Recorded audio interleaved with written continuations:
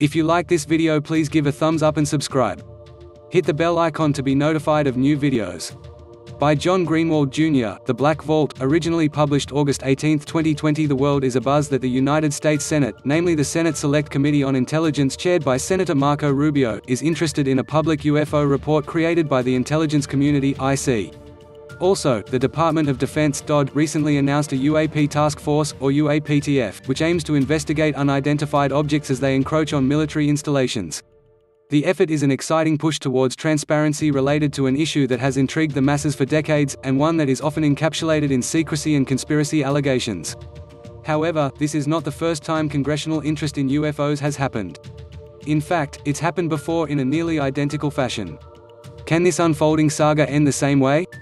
Advocates for UFO disclosure sure hope not. The original UFO research programs back in 1947, the US military had begun the first of a trifecta of UFO-related research programs. Beginning with Project Sign, then Project Grudge, then ending with Project Blue Book in 1969, the trio of projects collectively investigated 12,618 UFO cases within the 22 years they operated and found only 701 remained unidentified. Although those statistics are wildly contested, and rightfully so, that did not stop then House Minority Leader representing the state of Michigan, Gerald Ford, from pressing for answers about the UFO phenomena. Congressional interest. On March 28, 1966, a letter was sent by Ford to the House Committees on Armed Services and Science and Astronautics. He highly recommended that either committee investigate UFOs and come up with answers. No doubt you have noted the recent flurry of newspaper stories about unidentified flying objects, UFOs. I have taken a special interest in these accounts because many of the latest reported sightings have been in my home state of Michigan. Ford opened his letter. He went on to state, in the firm belief that the American public deserves a better explanation than that thus far given by the Air Force, I strongly recommend that there be a committee investigation of the UFO phenomena. Then, just days later on April 3, 1966, Ford stated the mockery he endured after pushing for UFO transparency, largely due to the stigma surrounding the issue. The stigma, as I had expected, some persons have ridiculed my call for a congressional investigation of unidentified flying objects, UFOs. These people are a fraction of those who have given me their reaction to my proposal, Ford wrote. Those who scoff at the idea of a congressional investigation of UFOs apparently are unaware that the House Armed Services Committee has scheduled a closed-door hearing on the matter Tuesday. As Ford indicated in his statement, the House Committee on Armed Services took action just as he promised. The committee met on April 5, 1966, at 10:35 a.m. Present with the committee was Dr. J. Allen Hynek, Chief Scientific Consultant to Project Blue Book, along with Major Hector Quintanilla, the Active Chief Officer for Project Blue Book. Also, multiple statements, documents, and newspaper articles were entered into the record, in addition to numerous UFO reports by police officers, military personnel, and the letter referenced above written by Ford. After hearing the testimony, and seeing the evidence from the result of more than 10,000 cases by the time the hearing took place, the committee concluded that a report needed to be generated. It is the opinion of the committee that the present Air Force program dealing with UFO sightings has been well organized, although resources assigned to it, only one officer, a sergeant, and secretary, have been quite limited, the committee concluded. They went on to recommend that the Air Force negotiate contracts to select universities to analyze the data with scientific teams and to investigate any promising cases. A public UFO report. The report was to be made available to the public, as recommended by the committee.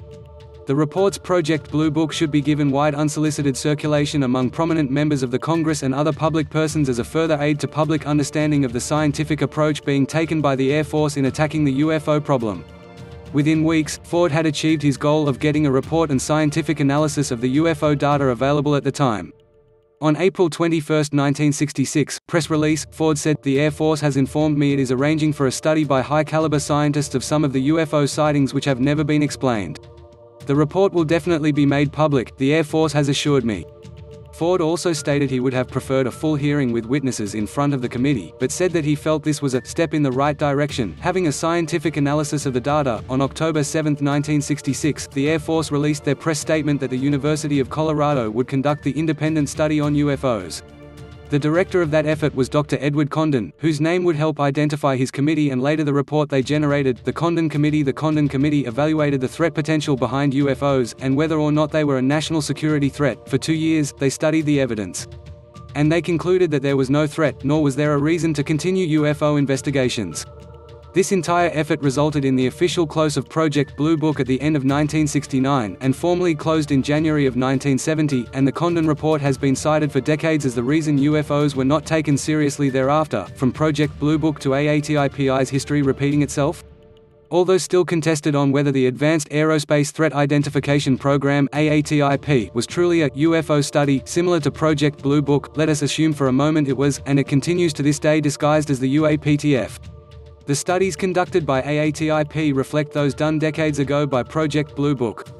The military witnesses from the 2004 USS Nimitz encounters, the 2015 USS Roosevelt encounters and others interviewed by the AATIP, reflect those military encounters that were brought up in the 1966 congressional hearing on UFOs as investigated under Project Blue Book. The stigma surrounding the topic in the 1960s, which resulted in Ford receiving ridicule for pushing for a UFO hearing, echoes that of the stigma often referred to by Luis Elizondo, the man who says he led the AATIP effort from within the Pentagon. The 1966 enlistment of the University of Colorado, along with a scientific team to create a public report based on UFO data, is nearly identical to the unfolding saga that present-day Congress is pushing for a public report from the IC. So what next? Will the end to this unfolding saga conclude in the same way it did in the 1960s? The efforts to achieve congressional interest in the UFO topic should be commended and applauded. Decades have passed since such an achievement, and there is no taking away from the fact the general public wants to know the truth, yet what many are forgetting, is the US government has a history of not wanting to give the truth. At least, not all of it. This is evidenced by reams of still classified information on the UFO topic, which has yet to be fully revealed to the public. Despite current interest by Congress, they will heavily rely on the very institution that has spearheaded the secrecy surrounded UFOs, the IC itself. So, will history repeat itself?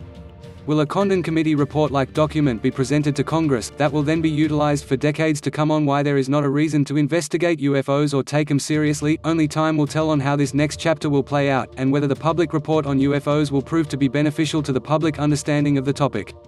Or, if history does repeat itself, it may just prove to be the next crutch for secrecy that will be utilized for the next 50 years, just like the last one was. ###.